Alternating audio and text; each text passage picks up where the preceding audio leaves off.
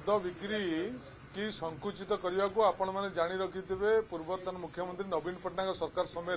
गोटे निष्पत्ति होता जे ग्रामांचल नुआ मद दुकान खोला हेनी कि ग्रामांचल नुआ मद बार खोला हम ना तेणु तो तापर सरकार बदली जाइए जदि बदली जाइए जो मद अधिका बिक्री हवा कथाटा उठुची तेणु इथु जना पड़ी ग्रामांचल चोरा मद कारबार अधिका चली तेणु आमर से प्रश्न जे एक्साइज डिपार्टमेंट से करुच्ची कौन जदि गाँव में चोरा मद अधिका कारबार होउची जे चिकिटी भलिया मद मृत्यु आउ जो ओडिशा न हो एमती किसी माने ना तेणु एक्साइज डिपार्टमेंट सठिक ढंग से तार कार्यक्रम कर आवश्यकता अच्छी ताकू सरकार देखार आवश्यकता अच्छी नहीं नहीं सरकार तो ये सरकार तो बहुत कथा कही भर कौन कथा कहले से